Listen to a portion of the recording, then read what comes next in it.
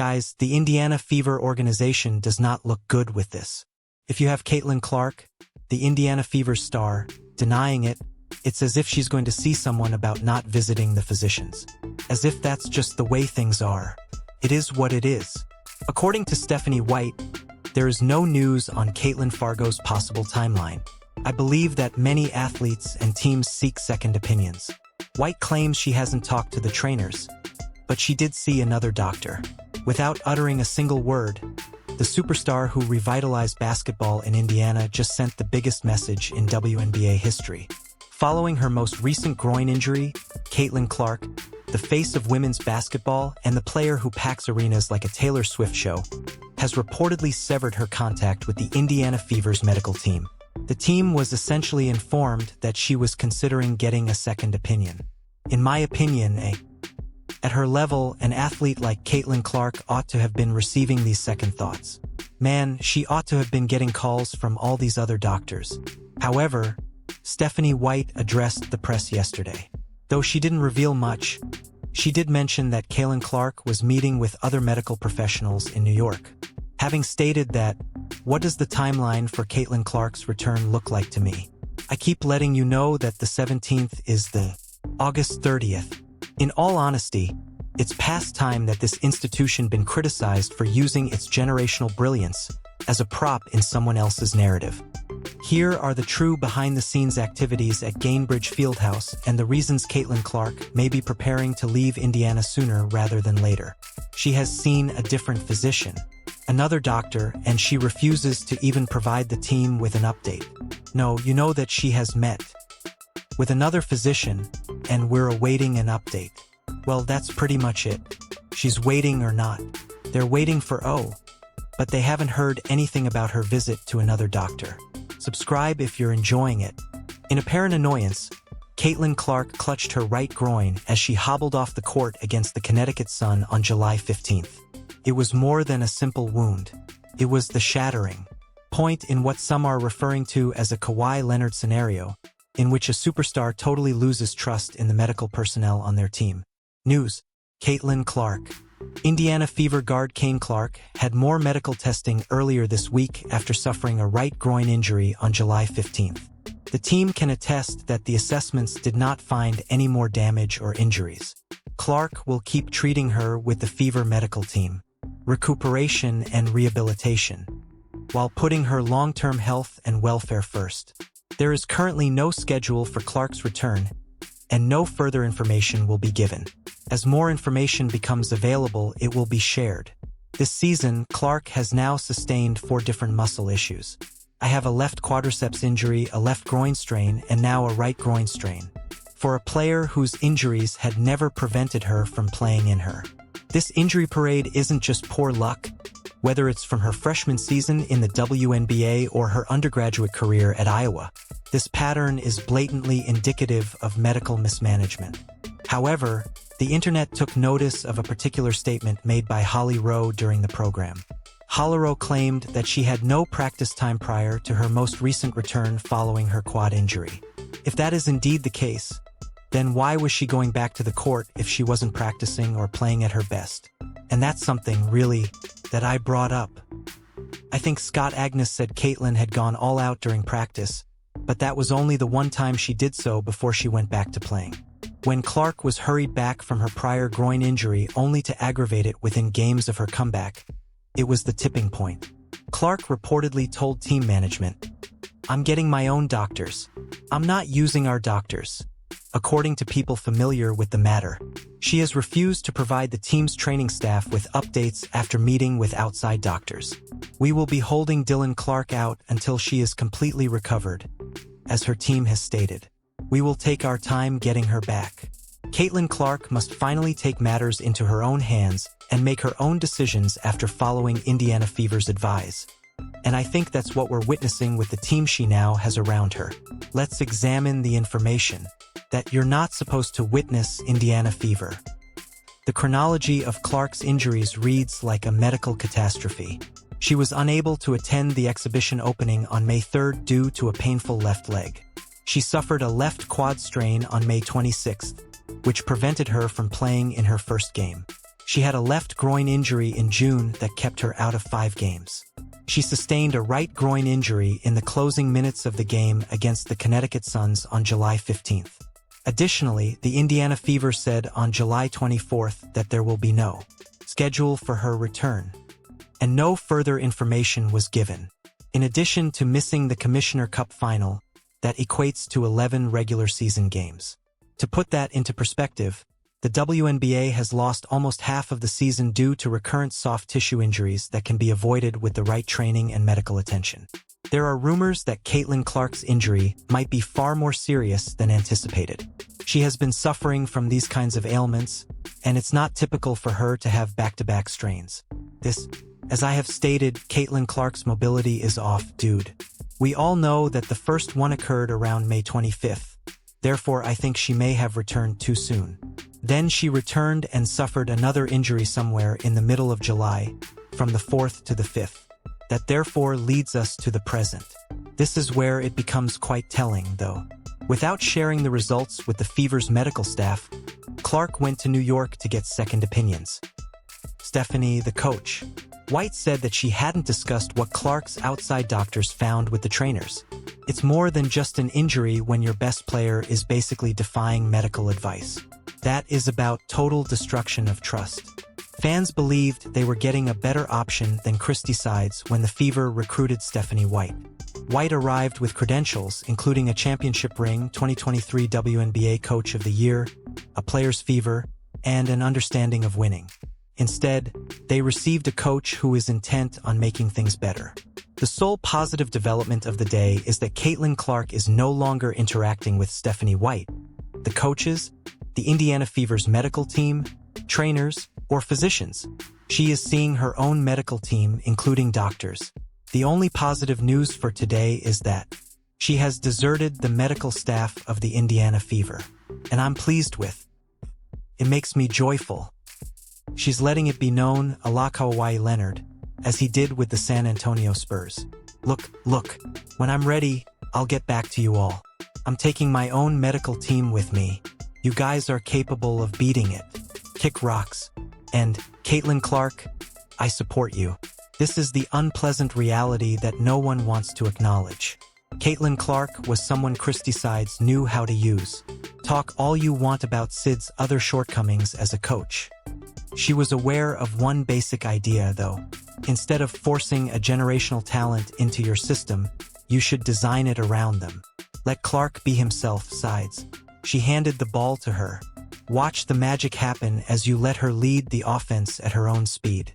The outcomes, including Clark's debut season stats that set several WNBA records and his first postseason berth since 2016, and every arena they performed in was sold out.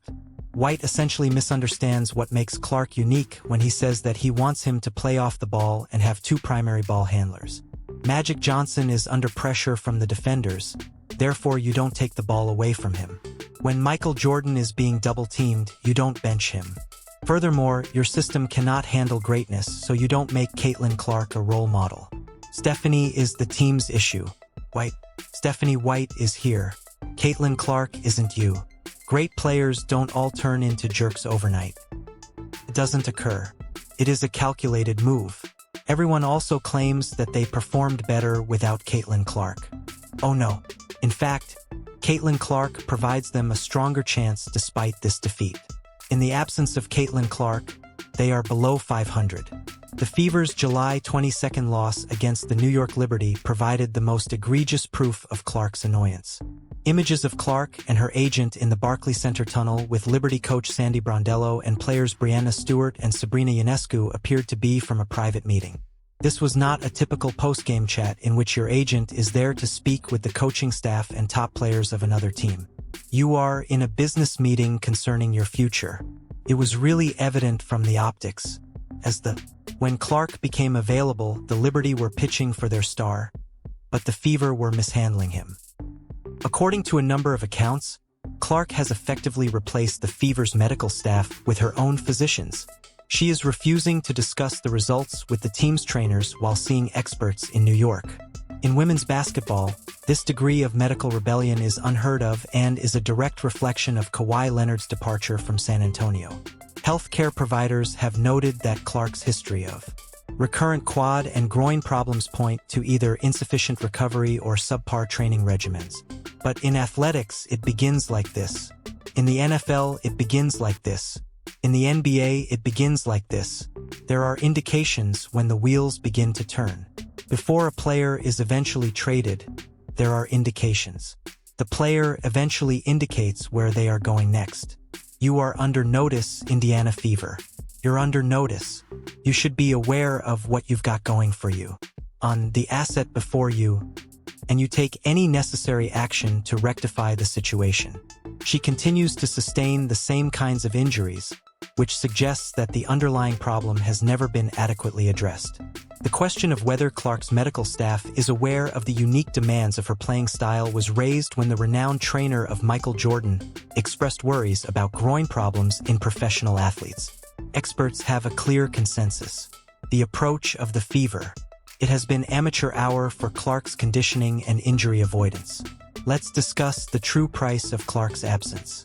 The Fever are an entirely different team when she's on the court. These variations aren't merely organic. They arise when a player is hurriedly recovered from an injury and made to play in a system that isn't optimal for her. Including their recent games where they have shown competent but not championship caliber, the Fever are 4 to 6 sans Clark this season. That's what separates a playoff game from team and a potential champion. It all boils down to their ability to maintain the happiness and health of their superstar. I'm out there. There is a real explanation for Caitlin Clark's injuries. I don't think it's just because she's a terrific player that people dislike her. Other things are happening there. There is a lot of pressure to fill seats so that people can watch the game. You return a bit too soon. Teams play hard against her, as they should. I think that when some teams cross the line, the referees tend to ignore it. Last year, you had some of that going on with other league talent as well, but this is different, and Stephanie White should also take some of the blame. The group seemed to be a little lost. Fans of the Fever don't want to hear this unpleasant reality. There is nothing that Caitlin Clark owes Indiana. She has already provided them with playoffs, national television ratings, and sold-out audiences. Appearances as well as millions of dollars. What has she received in exchange from the organization? A string of injuries, unreliable coaching, and unreliable medical personnel. The Fever's inability to build around a superstar has been demonstrated. Instead of trying to maximize Clark's impact, the coach they chose wants to minimize it. Clark should not be a part of the system, but the system itself. 90% of her time on the court should be spent with the ball in her hands. The offense should proceed at her own speed. The selection of each other player ought to be based on how well their abilities complement hers. White is attempting to force Clark to conform to her idea of the ideal basketball game, and the outcomes are self-evident. Do you recall Peyton Manning calling his own plays? That is precisely what must occur in Indianapolis. He stated, "Tony Dooney, you run the defense, I run the offense." Peyton Manning is exactly what Caitlin Clark is. The plays should be called by her. She ought to lead the attack. And the defense was called by Stephanie White. The fact that Clark is currently in her prime is the most annoying aspect of the whole affair. At her most athletic age of 23, she has already demonstrated her ability to dominate at the professional level. Instead of figuring out basic medical care and coaching philosophy, Indiana should be constructing a championship challenger around her throughout these years. Clark is getting closer with each game he misses to her unavoidable departure. They're already setting themselves up for when Clark becomes available because of this. They have players capable of winning championships, skilled coaches, and a management team that understands how to make the most of top talent. Above all, they would not waste Clark's best years attempting to change her into someone she is not. One WNBA team has been quite vocal about their want for Caitlin Clark and has made it plain that they either want her now or will get her in the future. They made it very apparent that the New York Liberty is that team. After her first season, Caitlin Clark has a 50-50 chance of leaving Indiana, in my opinion. No, the rookie contract expires after the rook season. Because this most recent injury isn't the only reason Clark won't speak with the Fever's medical staff. It concerns a history of disrespect that began with a coaching staff that didn't know how to use her effectively and continued with her being hurried back from prior injuries. It's not a passing argument when a player of Clark's caliber loses faith in the fundamental operations that keep their organization strong and position them for success. They have forgotten the most crucial rule in professional sports because they are so preoccupied with their procedures and methods. When you have a once-in-a-generation talent, you make every effort to maintain their happiness and well-being. For the first time in my life, I don't feel like I have a youthful body that can run about and sprint every day and just keep going. To accomplish that, as a professional athlete, you truly need to look after both your body and your mind. Clark stated at an All-Star Weekend event, "It has been a quest to discover that." Clark's nonverbal cues convey more information than her words ever could. After her most recent injury, she was obviously upset, covering her head with a towel and displaying obvious annoyance. She is requesting medical advice without consulting any team members. She is meeting with other organizations in secret. A player who is long-term devoted to her current circumstance would not act in this manner. In her system, White keeps talking about Clark playing off the ball. With each failure, the superstar's trust in the medical professionals keeps eroding. With a medical team she doesn't trust, she shouldn't have to put her health at danger. She shouldn't have to lead a group that doesn't value their possessions. For Indiana, the decision is straightforward. They are currently making every effort to thwart the greatest thing that has ever occurred to their franchise. So either build around Caitlin Clark the correct way or watch her take her ability somewhere that will. Caitlin Clark's patience has definitely run out as the clock is ticking.